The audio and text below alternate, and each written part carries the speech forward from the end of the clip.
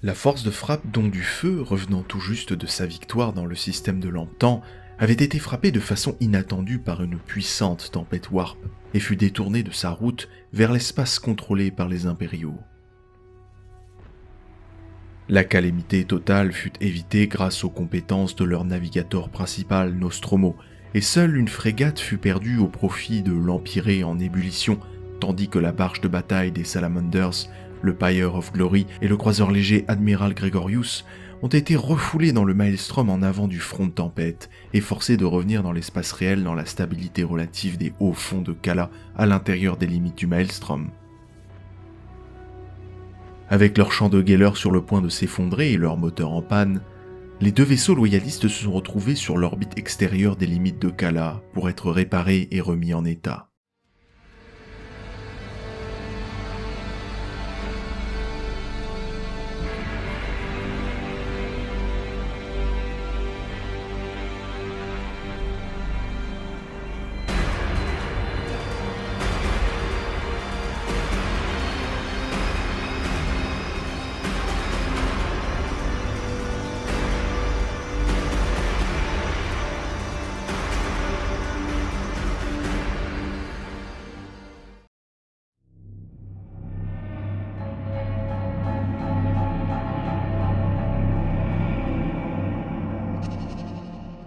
L'arrivée à Kala des deux vaisseaux n'est cependant pas passée inaperçue, et un vaisseau humain qui avait fait du commerce avec les repères dispersés des orques qui infestaient le système intérieur s'est éloigné sans être vu et apporté la nouvelle de leur présence aux sécessionnistes.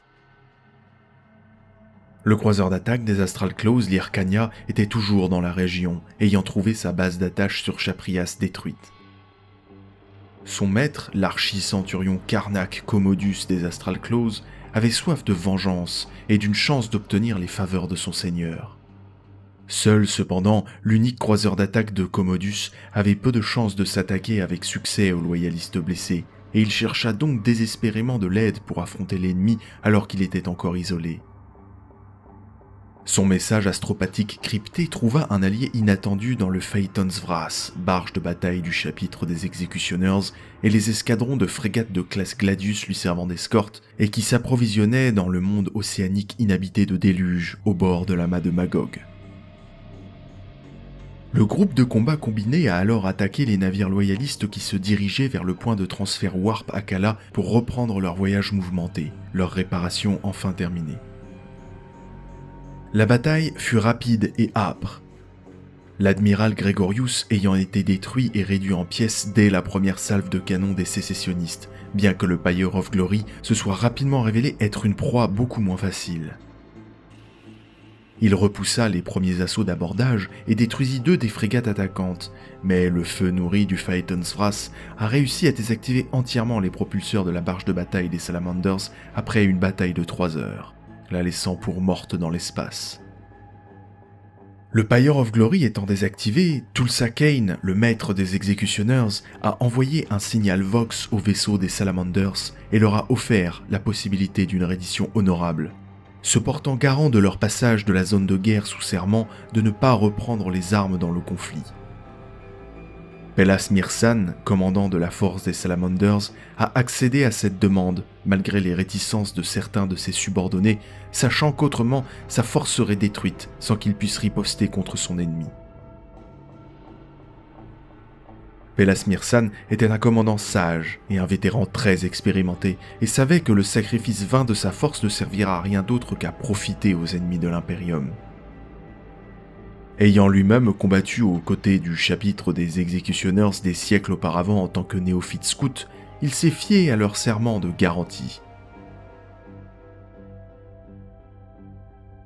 Le Phaeton's Wrath et l'Hyrcania s'approchèrent tous deux du Pyre of Glory et accostèrent. Tulsa Kane dirigeant personnellement le groupe d'abordage des Executioners et acceptant l'épée de Mirsan en signe de reddition alors que les Salamanders déposaient les armes. C'est alors qu'ailleurs dans le grand navire, l'impensable s'est produit.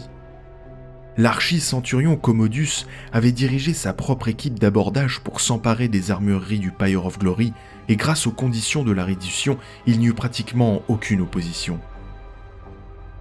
Sans se soucier des conséquences, Commodus chercha à percer les voûtes du sanctum du navire à la recherche de stocks génétiques qu'il espérait y trouver. Non seulement celui que les Salamanders avaient récupéré dans les cavernes de Chaprias, mais aussi celui des propres fils de Nocturne, récupéré du stock des morts qu'ils avaient déploré pendant la guerre. Lorsque les apothicaires des Salamanders résistèrent, l'hargneux Commodus les abattit. La fureur vengeresse de l'archi-centurion se déchaîna. Il ordonna immédiatement le massacre des Salamanders qu'ils avaient fait prisonniers, imposant à ses corpse-takers de les dépouiller de leurs gènes, qu'ils soient vivants ou morts, et une bataille rangée éclata sur les ponts.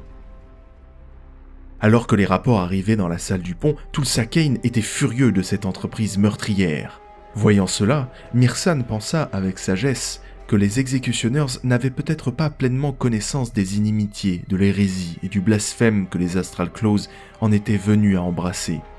peut-être ayant été délibérément trompés par le tyran. Contrôlant sa propre colère, Myrsan a délibérément méprisé le chef des exécutionneurs, à la fois pour ce manquement à sa parole et pour le déshonneur de ne pas avoir remis en question les péchés du tyran. Lisant les rapports de ses propres yeux prouvant la gravité de la vérité des dires de Myrsan, la colère de Cain fut terrible à contempler. Il déclara que le serment du sang liant son chapitre à la cause du Rhône avait été violé, et que l'infamie que les Astral Claws leur avaient apportée ne pouvait être lavée que par une rivière de sang. Les frères de bataille Salamanders qui ont survécu à ce qui devait arriver ont depuis témoigné qu'une sombre folie s'est abattue sur les exécutionneurs lors de la déclaration de Cain, et qu'ils se sont jetés sur les Astral Claws avec une vivacité meurtrière, insouciants du risque pour leur propre vie, satisfaits seulement que leurs anciens alliés allaient mourir de leurs mains, quel qu'en soit le coup. Pelas Myrsan rallia les Salamanders qui avaient survécu et mit en place une défense du Sanctum Interium de la barge de bataille, libérant le pouvoir de Brayat et de ses compagnons d'armes pour les aider. Les couloirs et les voûtes de l'immense et ancien Pyre of Glory d'abord, puis de l'Hyrcania des Astral Claws ensuite, furent rougis par le sang. Dans ce qui est rapidement entré dans les légendes de la guerre comme l'heure rouge, chaque Astral Claws, serf et serviteur du chapitre qui étaient présents ont été massacrés sans relâche et sauvagement, et l'Hyrcania est devenu un charnier de cadavres décapités. Alors qu'un silence de mort s'est installé, Tulsa Cain est venu seul devant Myrsan aux portes du sanctuaire, son armure sinistre brûlée et déchirée. Il s'agenouilla à la lumière des braséros brûlants du sanctuaire devant les Salamanders, et ne leur offrit aucun mot, mais sous son manteau noir déchiqueté, il laissa un seul objet de gloire tomber et rouler aux pieds de Myrsan. C'était la tête de l'archi-centurion Commodus. Les exécutionneurs se retirèrent sans autre commentaire, laissant le Pyre of Glory blessé et le croiseur à quai et partir. Mais leur désir de vengeance n'était pas assouvi et le message atteint bientôt tous les recoins de la zone du Maelstrom. À partir de ce moment, le chapitre des exécutionneurs devint un élément dévoyé de la guerre, non seulement en cherchant et en descendant avec une fureur suicidaire sur les Astral Claws et leurs agents partout où ils pouvaient être trouvés en dehors de la sécurité de Badab elle-même, mais aussi en refusant de se rendre aux forces loyalistes lorsqu'ils les rencontraient. L'incident le plus notoire de ce genre fut la destruction par les exécutionneurs du croiseur d'attaque des Sons of Medusa Warspite dans le système de deuil en 911 M41, lorsque les groupes de combat des deux forces se sont engagés de manière inattendue hors du point de transfert de la route Warp en ce lieu. Mais il y en a eu de nombreux autres. Au-delà de cela, les attaques du chapitre des exécutionneurs contre les navires impériaux ont cessé presque immédiatement. Ce développement ne fut expliqué que quelques mois plus tard. Le Pyre of Glory, presque naufragé, fut finalement mis au quai à la station de combat des loyalistes à Sorngrad, avec une histoire étrange et sanglante à raconter. Pour la cause du tyran, il ne pouvait y avoir de coup plus rude que celui porté par ses alliés devenus maintenant des ennemis. Non seulement la défection des exécutionneurs de la cause sécessionniste a privé les forces du Rhône de navires de guerre et de raids, mais les exécutionneurs étaient aussi des ennemis implacables, qui avaient l'avantage de connaître en détail un grand nombre de bases cachées et de déploiements des sécessionnistes qu'ils ont immédiatement mis à profit pour les détruire. Les Lamenters d'abord, puis les Mantis Warriors ont été écartés de l'ordre bataille sécessionniste, et maintenant les exécutionneurs se sont retournés contre lui avec beaucoup d'amertume. Suite à ce qu'il considérait comme la trahison de ses anciens alliés, Huron annonça dans un message enregistré qui fut relayé dans tout le secteur de Badab que les Astral Claws et leurs sujets ne faisaient plus partie de l'Impérium de l'Humanité, une institution qu'il voyait comme une carcasse en faillite, en décomposition, prête seulement pour la tombe, au profit d'un État souverain dédié à la survie et au triomphe de l'humanité. Le tyran jura en outre que lui et ses disciples se battraient jusqu'à leur dernier souffle pour se venger de ceux qui les avaient trahis et conserver leur liberté, terminant l'enregistrement bientôt tristement célèbre par l'affirmation que les forts sont plus forts seuls.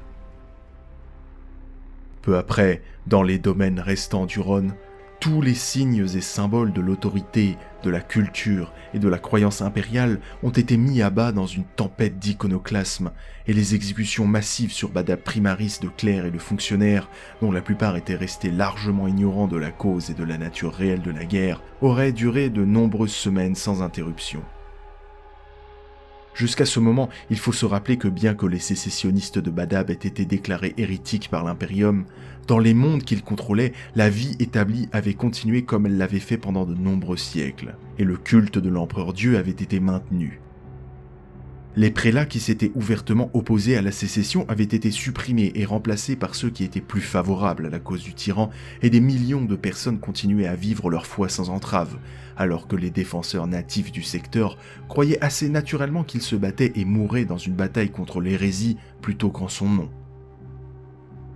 Cependant, la vérité n'était plus cachée aux masses pitoyables du secteur de Badab, et devant la malveillance et la fureur du tyran, la grande basilique fut renversée et le clergé et les adeptes furent massacrés. Quant aux Astral Claws eux-mêmes, bien que la pratique ne fût en aucun cas universelle, beaucoup de frères de bataille commencèrent à défigurer tout semblant d'héraldique et d'insigne impérial de leur armure et de leur arsenal, récurrent jusqu'au métal nu ou les barbouillant de rouge et de cramoisi en représentation de leur serment de vengeance, jusqu'à ce qu'il ne reste plus que les symboles du tyran. Les agents inquisitoriaux qui infestaient le secteur de Badab à cette époque rapportaient que les conditions sur les principaux mondes étaient de plus en plus dures, que la famine et la misère étaient monnaie courante et que l'ombre du désespoir s'abattait sur tous. Alors qu'auparavant la population du secteur de Badab était contrôlée avec une discipline rigide et sauvage, mais était toujours perçue comme une ressource de guerre à maintenir et à gérer, la colère des Astral Claws devenait de plus en plus arbitraire et brutale, alors que leur paranoïa croissante et les rages meurtrières auxquelles Huron était de plus en plus enclin faisaient des ravages sur les malheureux pris dans les domaines du tyran. Sur Badab Primaris, le fait pour les non-Astartes d'oser regarder directement le visage d'un des Astral Claws était désormais passible d'aveuglement, et après qu'un assassin ait tenté de prendre la vie de Huron dans sa propre chambre de commandement, les non-Space Marines furent absolument interdits dans l'enceinte du palais des Ronces sous peine de mort, et des milliers de civils ont été tués lors de représailles infondées par les Astral Claws. En ce qui concerne l'état d'esprit des Astral Claws eux-mêmes, il semble que la plupart d'entre eux aient succombé à une mentalité d'assiégés, s'attendant à ce que la mort soit désormais inévitable. Mais ils étaient animés par un sombre désir de vengeance contre ceux qu'ils croyaient leur avoir fait du tort, le dépit et la rage consumant ce qui restait de leur honneur.